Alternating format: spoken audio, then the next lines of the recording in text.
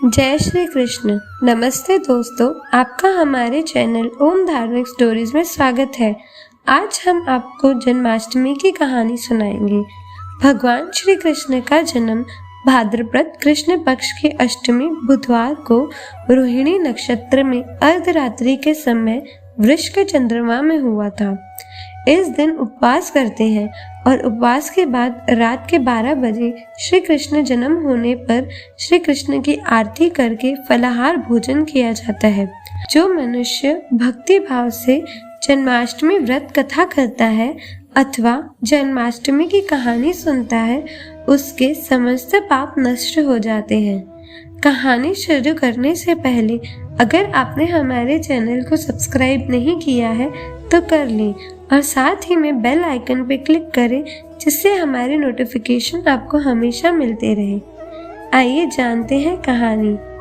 द्वापर युग में जब पृथ्वी पाप और अत्याचारों के भार से दबने लगी तो पृथ्वी गाय का रूप बनाकर सृष्टिकर्ता विधाता ब्रह्मा जी के पास गई। सभी देवता ब्रह्मा जी के पास गए और ब्रह्मा जी को पृथ्वी की दुखांत कथा सुनाई। वहां उपस्थित सभी देवताओं ने निर्णय किया कि इस संकट के समाधान हेतु भगवान विष्णु के पास जाएंगे और सभी लोग पृथ्वी को साथ लेकर क्षीर सागर में भगवान विष्णु जी के पास पहुंचे, जहां भगवान विष्णु शेष शैया पर शयन कर रहे थे। वहां जाकर सभी देवतागण भगवान विष्णु की स्तुति करने लगे। स्तुति करने से भगवान विष्णु की निद्रा भंग हुई। तब विष्णु जी ने सबसे आने का कारण पूछा। तब दीनवाणी से पृथ्वी बोली, महाराज, संपूर्ण भूमंडल पाप और अत्याचारों से घिर गया है और पृथ्वी इन पाप और अत्याचारों के भार में दबने लगी है, इसलिए कृपा करके इस संकट का निवारण करें। यह सुनकर भगवान बोले, मैं ब्रजमंडल में वसुदेव गोप की पत्नी कंस की बहन देवकी के गर्भ से जन्म लूंगा, इसलिए तुम ब्रजभूमि में जाकर यादव कुल में अपना शरीर धारण करो। इतना कहकर भगवान विष्णु अंतर्ध्यान हो गए और देवता तथा पृथ्वी ब्रजभूमि में आकर यादव कुल के नंद, यशोदा तथा गोपियों के रूप में पैदा हुई। इसके बाद कुछ दिन ऐसे ही व्यतीत हो गए। वसुदेव नव विवाहित देवकी तथा साले कंस के साथ गोकुल में जा रहे थे। तभी अचानक भविष्यवाणी हुई कि हे कंस, जिसको तू अपनी बहन समझकर अपने साथ लेके जा रहा है, उसी के गर्भ से 8वां पुत्र होगा जो तेरी मृत्यु का कारण बनेगा। इतना सुनते ही कंस तलवार उठाकर देवकी को मारने के लिए दौड़ा। तब वासुदेव ने कहा, कंस, ये औरत बेकसूर है और बेकसूर स्त्री को मारना उचित नहीं है, इसलिए जब भी देवकी के गर्भ से पुत्र का जन्म होगा तो पैदा होते ही मैं आपको अपनी सभी संतान दे दूंगा, तो आपको कौन मारेगा। कंस ने उनकी बात मान ली और वसुदेव तथा देवकी को ले जाकर जेल में बंद कर दिया। जब भी देवकी को पुत्र होता तो कंस उन्हें मार देता। देवकी के 7 पुत्र मारे जाने के बाद 8वें गर्भ की बात कंस को मालूम हुई। इस बात का पता चलते ही कंस ने देवकी और वसुदेव को विशेष कारागार में डलवाकर पहरा लगवा दिया।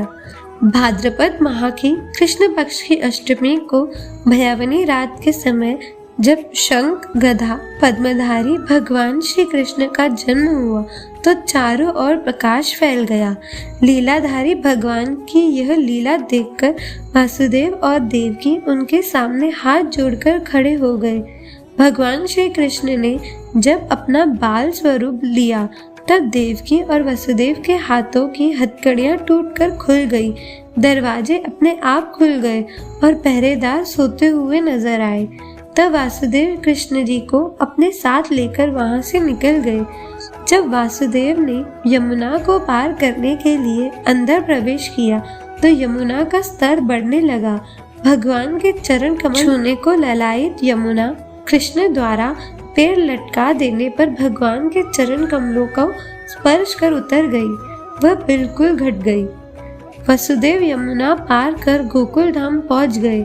वहां जाकर खुले दरवाजे और सोई हुई यशोदा को देखकर बालक कृष्ण को वहां सुला दिया और सोई हुई कन्या को लेकर चले आए। जब वासुदेव वापस कारागार में पहुंचे तो अपने आप उनकी बेड़ियां लग गई और दरवाजे बंद हो गए। दरवाजे बंद होने के बाद वहां सोए हुए पहरेदार भी जाग गए। हथकड़ियां लगने के बाद कन्या रोने लगी। तब जगे हुए पहरेदारों ने कन्या का रुदन सुनकर तुरंत कंस के पास खबर भेज दी कि देवकी का 8वां पुत्र जन्म ले चुका है। यह सुनकर कंस तुरंत दौड़ता हुआ आया।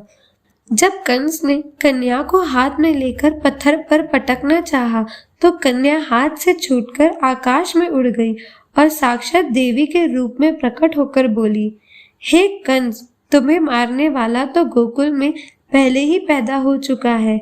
पापी कंस अब वही तुम्हारा वध करेगा। यही भगवान बड़े होकर अकासुर और तरकासुर तथा कंस जैसे क्रूर राक्षसों का वध कर पृथ्वी तथा भक्तजनों की रक्षा की। तो यह थी जन्माष्टमी की कहानी। कृष्ण जन्माष्टमी की कहानी सुनने के बाद भगवान श्री कृष्ण जी की आरती करें। हम आशा करते हैं आपको ये कृष्ण जन्माष्टमी की कहानी पसंद आई होगी। धन्यवाद।